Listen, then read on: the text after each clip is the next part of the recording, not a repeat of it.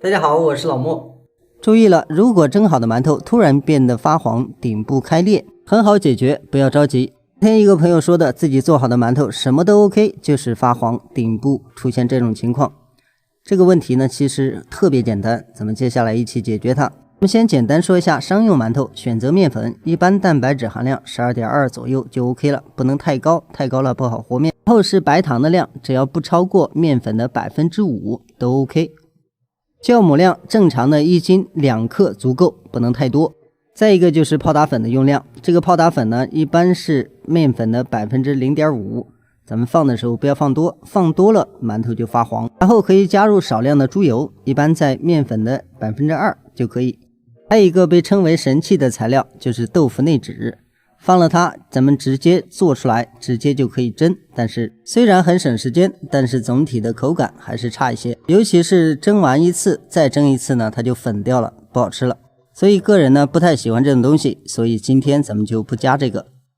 不是水，如果说咱们加上一点猪油，水就240，不加猪油，水就250克。接下来咱们和一点面来还原一下这个朋友的问题。做好虽然有点难，但是做坏非常容易。我们今天准备的面粉是高筋粉500克，然后泡打粉准备4克。大家要注意，和面的时候放泡打粉千万不要溶于水中，如果溶于水中放它将毫无意义，没有作用。然后水咱们准备的是240克温水，然后加上白糖15克，酵母呢准备3克，放入水中之后呢，一定要搅拌匀，完全融化，这样咱们和面更匀。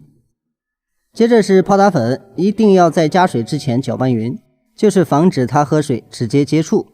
然后搅拌匀之后，咱们第一次加水加到 70%， 不要一次性倒完，咱们先把面和成面絮。这句话的意思是，咱们要把第一次加的水和面粉完全混合匀，所有的面絮它的粘度都一样，这样在后面揉面团的时候才更好揉。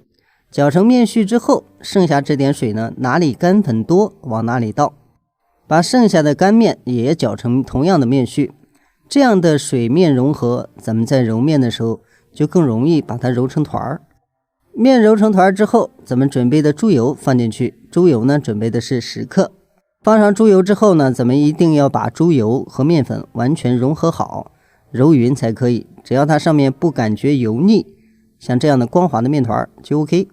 当然这是咱们在家里面操作用这样的方式，如果说用和面机的话，就完全可以避免这一个步骤。接着咱们把面团盖上发酵，发酵时间呢大概40分钟。这一步只需要注意不要让它发得太大，不要过旺就 OK。 其实发面最关键的是环境温度，温度合适它短时间内就能发酵好，但是发酵的最终状态一定要记住，咱们手稍微戳一下呢，它这个洞不会回去，这个状态就是比较漂亮的。然后再看一下它里面的蜂窝也是比较匀的，这就是加了泡打粉的作用。加泡打粉的话，它的蜂窝呢会比较空比较大。接着是揉面排气，当然咱们在店里面呢一般都会用压面机直接压面，如果咱们手揉的话，肯定要长时间的去揉一下，把它表面揉成这样光滑的状态再搓条。揉面只要把它揉得够紧实，咱们做出来的馒头呢一般都会比较光滑。咱们搓好条之后，直接下成这样的剂子来搓圆馒头。大家看揉好的面呢，尽量是这样的状态，然后直接再揉馒头。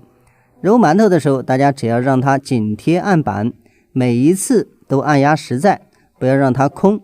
揉圆馒头呢就比较简单，而且还省时间，只要让它另一面保持光滑，咱们就可以整理成型。像平时包豆沙包一样的方法，咱们直接把它兜严，然后这样在案板上来回的搓2下，搓光滑即可。馒头全部搓好之后，接下来就是2次发酵。2次发酵大家最常犯的错误呢，就是看不准它的发酵状态，稍有不慎就很容易发过。其实咱们只要把环境温度给它控制稳定，不要太高的温度，像这种天气呢，一般发酵半个小时就 OK 了。在发酵的时候一定要覆盖上东西，或者是直接放在笼屉里盖上盖，防止它和空气直接接触，避免风干。发酵好之后，大家可以点一下，如果它能缓慢的回弹恢复原状，这时候就刚好直接开水上锅蒸。蒸的时间呢22分钟或者是20分钟都可以，根据馒头的大小来决定。这样咱们馒头就蒸好了，大家可以看到咱们做出来之后的样子，就是之前那个朋友说的，顶上开裂还非常柔软，不干不硬，而且特别蓬松。最关键的点就是咱们泡打粉的量稍微加的有点多，泡打粉它的主要成分就是碱，咱们碱加多了肯定会发黄。总之，咱们要想把馒头蒸得更好，配方里面的料一定要注意好用量，不要超也不要少。咱们的视频就到这里，再次感谢您的支持和观看，咱们下期视频再见。